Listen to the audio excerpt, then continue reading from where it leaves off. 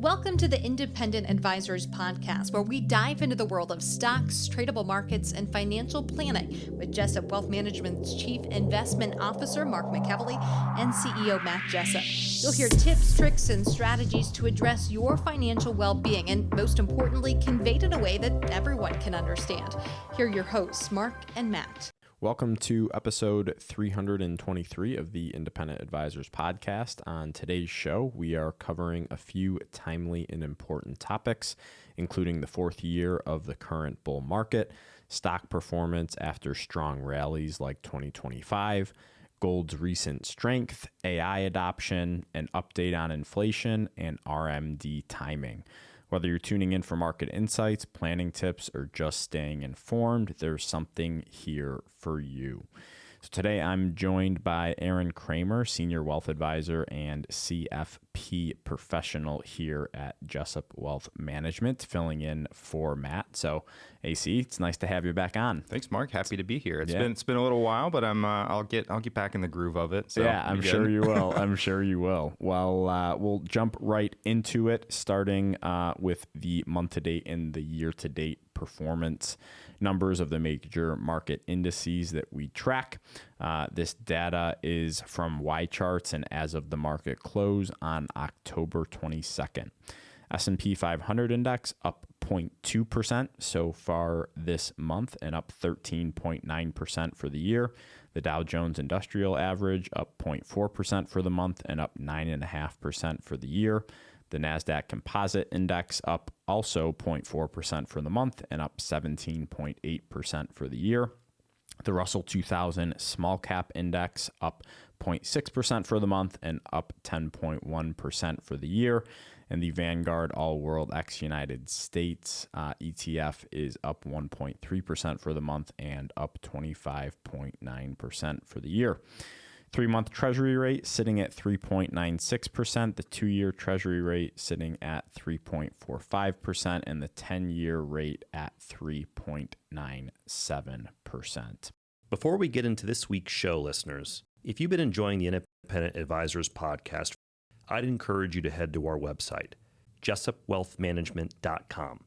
I offer a 15-minute initial call where you can discuss your financial goals and see if JWM is a good fit for your needs. Scheduling is easy.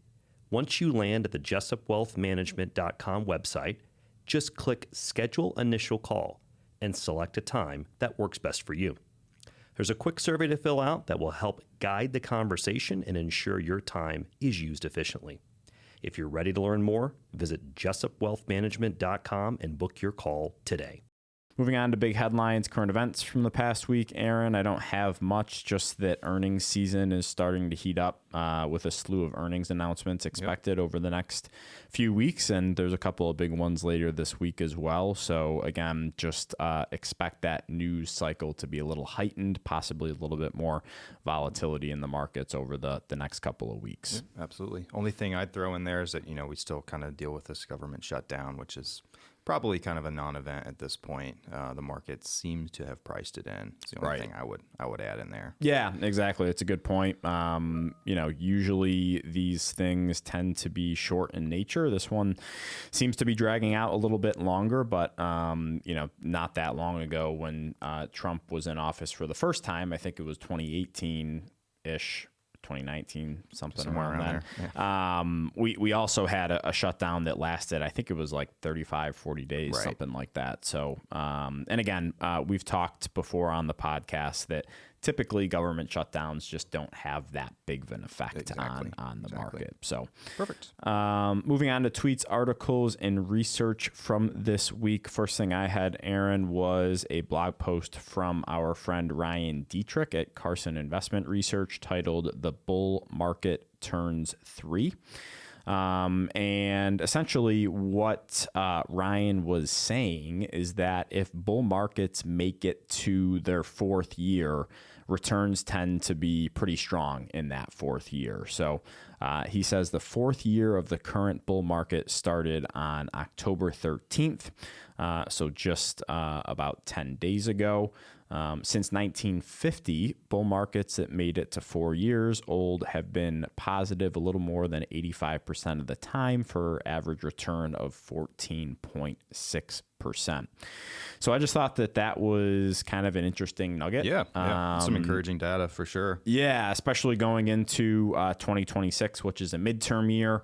Also, with the last 6 months we've had in the markets of not really strong. having much of a pullback or a breather, this is welcome data in my opinion. And then if you extend it to 1 year later, so if we talk about year 5 of a bull market, which would be in October of 2026, the numbers look even stronger. Stocks are higher a year out and up on average about 17.5%. So it seems like the longer bull markets go on, the increased probability of higher returns, but it looks like that sweet spot is really in years 4, 5, and 6. Yep, I can see that. So yeah, interesting data as always from Ryan. So we'll see what 2026 throws us. There's a lot that can happen. Midterm, right? So could be some volatility. I would expect it leading up towards November of next year, but yeah, that's good, encouraging data. I think that's, I'm not going to steal too much of your next point here because I think I know what you kind of are leading into, but I think that's just as a summation, good data. Yeah. And kind of just leading into that next point, Aaron, the second thing I had was a quote from Richard Wyckoff, and he says, the best trades are usually those that feel the most uncomfortable at the time of entry. So usually, Aaron, at least in our experience, when it feels good to buy and there's euphoria in the markets and everyone's in a good mood, volatility is low, typically shortly thereafter there is some sort of a pullback, right? And on the flip side of this is, as Richard says, typically when you don't want to buy is the time where you should be buying, right? And the recent examples of this, to me at least, are going back to 2022 and then during COVID. So during COVID, when we went through that March period, it did not feel good to press the buy button, right? And as weird as it sounds, that gave me a little bit of comfort, knowing that, hey, typically when it's the time to do it, when there's a huge washout, you're not going to want to press that buy button. And then on the flip side of that too, it's like you have a year like 2022, or you have a period of time like earlier this year in April with the tariff sell-off, where you want to sell everything, right? And then it's on the flip side of Richard's quote is, the most uncomfortable time where you want to press that sell button, you shouldn't be doing it, right? Sometimes it's you want to do something because you feel like you should, but a lot of times the right decision is to do nothing. Yeah, which is hard. It's very hard. Doing nothing is making a decision too, so, and it's one of the hardest decisions to make because we know how much emotion plays into the stock market and people's finances. So just thought that this was a good quote because I've experienced this in my professional career. One thing I would even add in there is that, a lot of people want to try to time the market, right? When the market's either going down or towards the bottom. I mean, if you had money to invest over these last 3-4 years, all-time high, it gets hard to, wait for that pullback. So I think that's another, reason that sometimes it's better just to go all in. Even when the market's all-time highs. Doesn't mean it's, all-time highs aren't a bad thing, is what I'm getting at, right? Yeah, exactly. And it's all-time highs is scary for a lot of people because they're like, well, if the market's at an all-time high, that means that it has to, fall 5 to 10%. And in reality is the next 3 months could be new all-time highs consecutively, right? So it goes back to Matt's point that he makes here on the show all the time is people wait for that pullback and they get let's say a 5% pullback, and they're like, well, the market's I'm not nervous. done yet. Now I'm going to wait for a 10% or 15%. And then you just get to the point where you're like, I'm uncomfortable. I'm never going to Never gonna buy get it. in. And Yep. it's a good example of what Wyckoff is saying here. So Awesome quote. last thing I had was a post on X by Subu Trade on September 11th. So Jenna will throw this up on the YouTube video, and then this will also be in the link to our show notes. He says, strong momentum. The S&P 500 rallied 30+% in the past 5 months. Historically, stocks rallied more over the next 2 to 12 months. And what the data shows is that a year later, stocks are positive 100% of the time since 1957 and up just over 18% on average. And actually, Aaron, really, if you look 2, 3, 6 months out and 1 year later, stocks are positive 100% of the time. So again, small sample size, so I would take it with a grain of salt. But this is encouraging data, like we said, going into a midterm year where we know it's the weakest year out of the 4-year presidential cycle.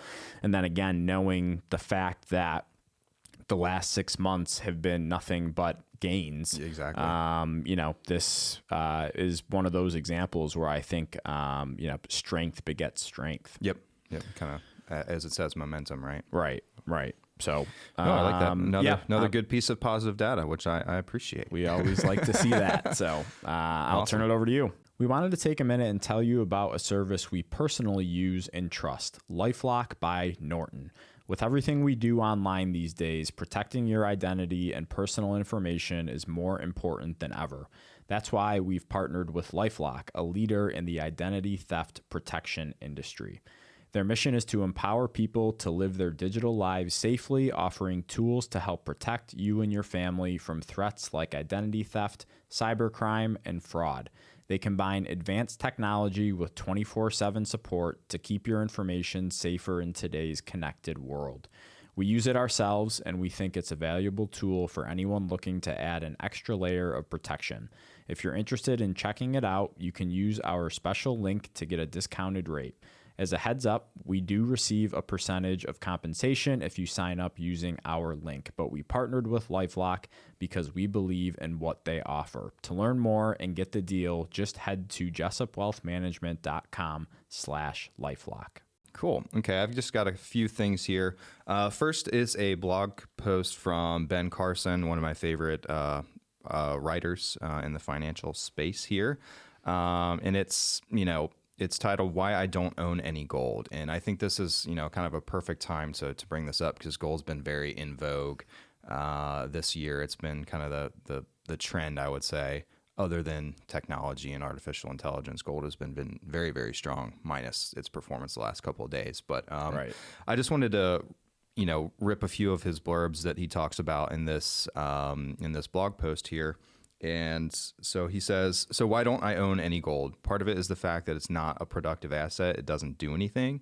No earnings or cash flow, right? So he's kind of comparing that to a stock, which is a publicly traded company that has earnings and growth. Gold is just a precious metal. He also says part of it is I'm big on innovation, and gold seems like a relic to me. If I had to choose, I think Bitcoin, which I do own, makes more sense going forward. It's not a recommendation for or against Bitcoin. By the way, that's just what he says. But I think it boils down to historical return profile. I know stocks go through booms, busts, and lost decades, but gold went on such a terrible 40-year run that it makes me nervous to hold on to it for the long run. So he has a chart in here from his company, Ritholtz Wealth Management, and it shows gold versus the S&P 500 in the 1980s and the 1990s. So this is, and I completely understand his point that gold could be dead money for a long period of time. So looking at this 2-decade period, gold was basically flat or down 44%, and the S&P 500 was up almost 2,600%. So that's kind of the opportunity cost of being in gold for a very, very long period of time. Is it's not working for you. So he goes on to say, let's see here, a good decade in the 2000s that was followed by more or less yet another lost decade in the 2010s. From 1980 through 2019, these were the total returns for the S&P 500 and gold. S&P was up 8,242%. Gold was up 197%. So again, if we look at these kind of bigger sample sizes, the cost benefit analysis of gold versus the S&P is pretty huge. So last piece I'll throw in there that he says is, so if you're looking at annual returns of 2%, 2.8% versus 11.7% respectively over that time period, the worst part is that the annual inflation rate was 3.1%, meaning gold lost money to inflation over a 4-decade-long stretch. Okay, so I love this last piece that he says here. It would be nice to own some gold when it goes through boom times like 2025, but you have to get used to not always owning the most popular asset each year. I think that's the biggest point that I would hit home for clients. And you always have fear of kind of missing out with really good names. It might be a tech name, it might be whatever. But that's why you diversify. Is some years you might miss out, and that's okay, right? Yeah, exactly. It's a great piece, and I think outside of talking about the stock market, gold is the second most popular asset that we get questions on. Absolutely. On hey, should we add some gold to the portfolio, or why don't we have gold in the portfolio? I think it's a store of value, and if we go through a recession, then it's going to hold its value. Well, this chart that Ritholtz posted from 1980 to 1999, gold was not a store of value. It was down 44% when stocks were going gangbusters. Exactly. Right? So that's number one. Number two, I think people sometimes, Aaron, have this misconception that buy and hold's an investment strategy, right? And it's worked relatively well for stocks if you have a very, very long-term time horizon. Commodities are a different ballgame. So when we think about commodities like gold, silver, platinum, palladium, wheat, corn, you can go down the list. It's very cyclical in nature, very boom busty cycles, right? So you have a year like 2025 where gold has done really well and has been really strong. But then usually it tends to fall pretty hard shortly after that run is over. Absolutely. And I don't know if we're starting to see that turn now. Obviously, gold has been pretty weak so far this week, and it would take a lot more to say the trend is over. But when you're comparing stocks to commodities, it's a totally different animal. Totally different animal on when and how long you want to hold them. So, great piece and good timing with this. Perfect. Next thing I got for you is a tweet by Josh Young, and it's titled AI Adoption versus the Internet, and this was posted on October 12th. So you'll see the chart here, and it shows from the Financial Times ChatGPT usage versus the internet usage years after release. So ChatGPT usage has basically reached the internet usage numbers in millions of users in just 3 years. And Crazy. It took the internet 13 years, so over a decade, to get that same number of users. Right. So this is just, I think this is, in my opinion, how I look at this is a justification for valuations on a lot of these tech and AI names. So you're seeing premium valuations on, let's just pick a name arbitrarily, an NVIDIA, right? But it has all this adoption and growth this quickly to help kind of back that up is what I would add in here. So I think this is a really, really interesting piece of data. I think it bodes well for tech and semiconductors and AI going forward.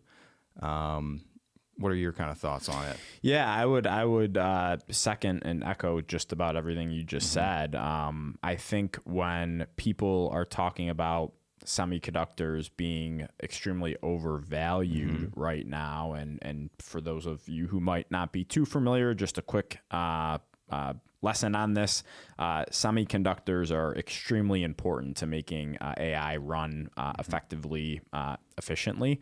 So names like NVIDIA that have had huge run-ups and other names in the semiconductor space, people are saying they're overvalued compared to their history. But Sure. throughout history, we haven't had demand AI. has. Yeah, right? exactly. So the demand and the supply is going to be distorted there. So I don't think you can take valuations from 20 years ago with NVIDIA and compare it to today. Exactly. So that's number one. Number two, this chart might shock some people, and I encourage everyone to take a look at it, because it's like just 3 years into ChatGPT and AI, the usage is where the internet was, like you said, after 13 years. And I think that's due to a couple of things. And I think the main one being the accessibility of ChatGPT Right. and the basic internet's already version. there, The right? internet's already there. People are growing up with the internet now. So that's number one. And then number two is it's cost effective, right? So the basic versions you can get for free. And if you want the souped up version, it's $20 a month, Right, which is nothing compared to buying, thousands and thousands of dollars of computers, right? Sure. Back when the internet came out. So this chart, while it's pretty jarring to look at, I guess it doesn't necessarily surprise me. Me neither. I would Just agree. because the ease of access is so much greater, and all of us have pretty much a supercomputer Yeah, in the glued to palm our of our hip. hands, every single day. So, really, really like this from the Times.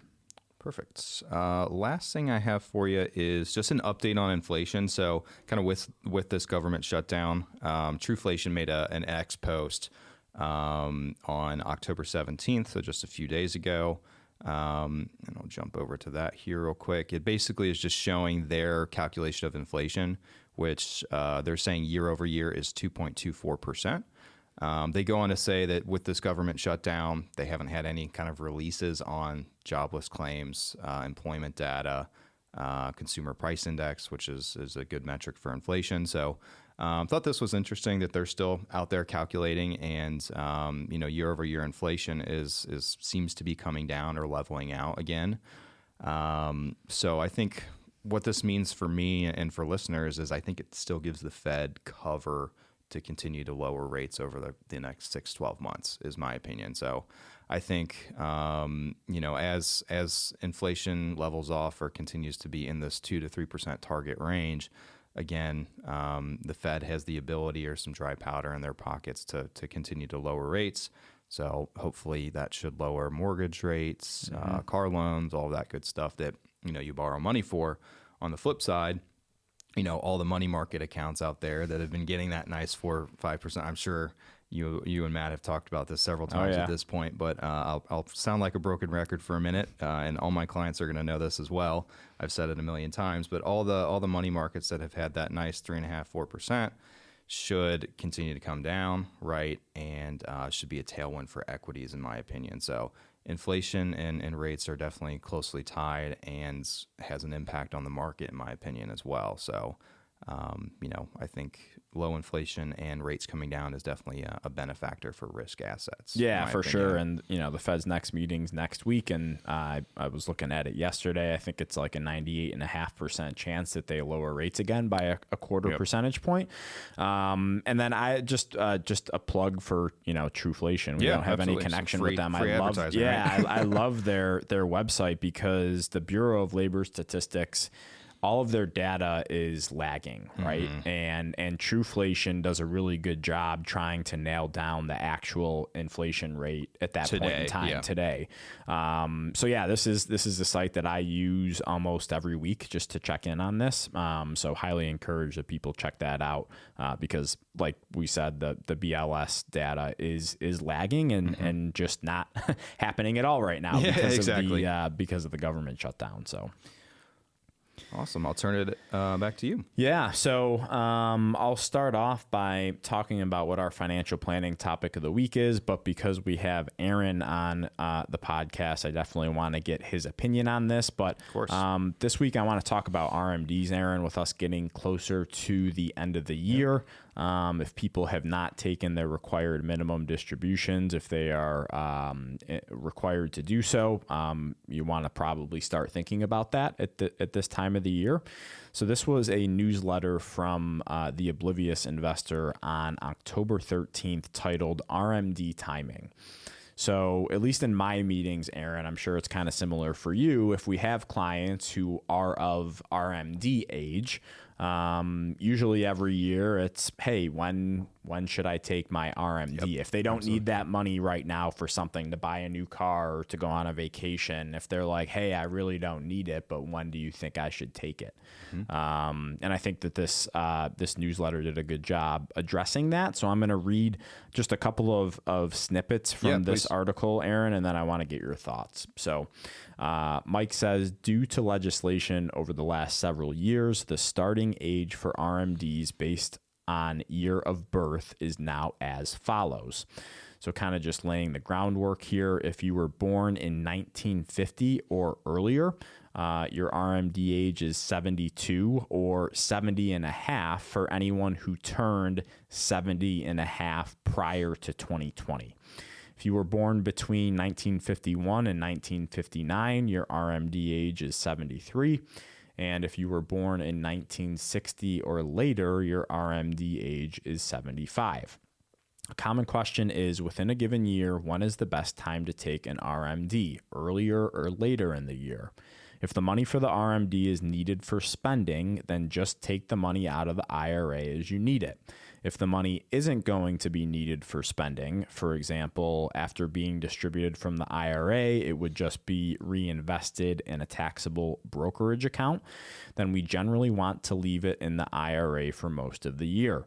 We want to put off the tax drag, which is the tax on interest, dividends, and capital gains that occurs in a taxable account, for as long as practical.